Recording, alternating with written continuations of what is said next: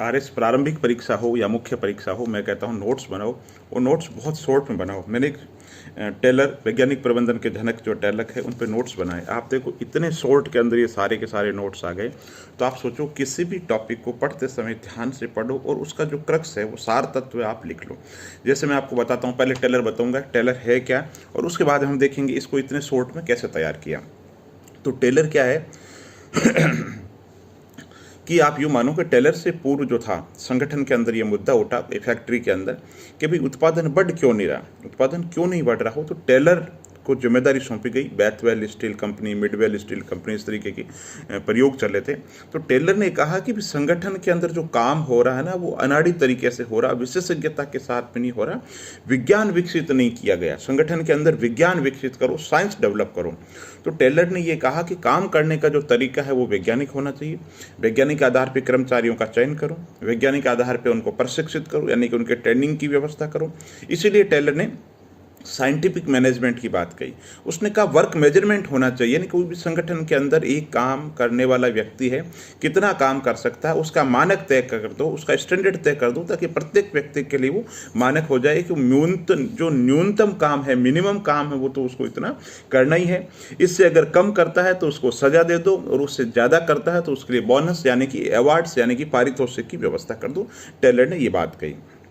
Taylor ने कहा कि संगठन में काम करने वाला, चाहे लोक प्रशासन हो चाहे निजी प्रशासन हो, कोई भी संगठन की हम बात करें तो काम करने वाला जो व्यक्ति है वो आर्थिक प्राणी है। वो पैसों के लिए काम करता है, वो प्रलोभन के लिए काम करता है। अगर उसको आर्थिक पैसे दी जाए, आर्थिक सुरक्षा दी जाएगी तो निश्चित रूप से वो अच्छा काम करेगा। तो टेलर ने टेलरवाद की नींव रखी। फिर टेलर ने कहा विज्ञान विकसित करो, कर्मचारियों का वैज्ञानिक आधार पर चयन करो, उनको वैज्ञानिक तरीके से प्रशिक्षित करो। इसके साथ ही उन्होंने मेंटल रेवोल्यूशन की बात की, मानसिक क्रांति की बात की। टेलर ने कहा कि प्रबंधन और श्रमिक दोनों के जो हित है वो विरोधी माने जाते हैं, दोनों के हितों को विरोधी नहीं मानते, दोनों के हितों को पूरक कहना चाहिए। विभेदात्मक मजदूरी में बता ही चुका हूं, बोनस की व्यवस्था होनी चाहिए, कार्य का मापन हो जाना चाहिए। एक उन्होंने कार्यात्मक विभेदीकरण की बात की, और टेलर ने कहा, जैसे मैं हमेशा कहता हूँ, आदेश की एकता का सिद्धांत।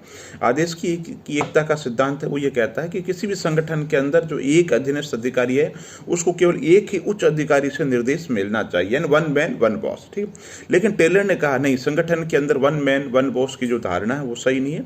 वास्तव में किसी भी संगठन के अंदर जो काम करने वाला एक व्यक्ति बहुत से व्यक्तियों से निर्देशन और नियंत्रण प्राप्त करता है। तो टेलर ने कार्यात्मक विभेदीकरण की, काम की विशिष्ट रूप से बंटवारे की बात कही, जिसमें 4 निम्न लेवल पे, 4 उच्च लेवल पे नियंत्रण अधिकारी होने की उन्होंने बात कही।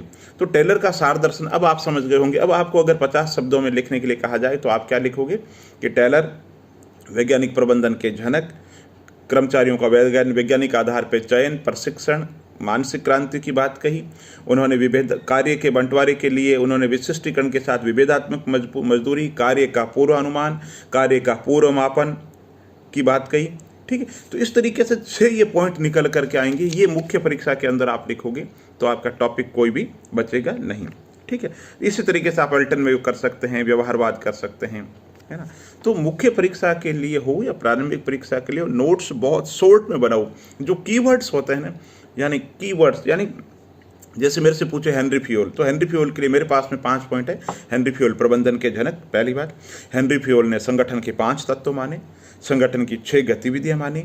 उन्होंने लोक प्रशासन और निजी प्रशासन को एक कहा।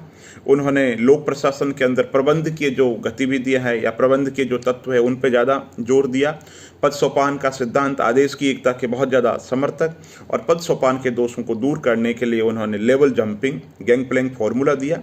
इसके साथ ही उन्होंने लोक प्रशासन के 14 जो सिद्धांत है उनकी बात कही। तो इस तरीके से आप तैयार करो। बहुत बहुत धन्यवाद।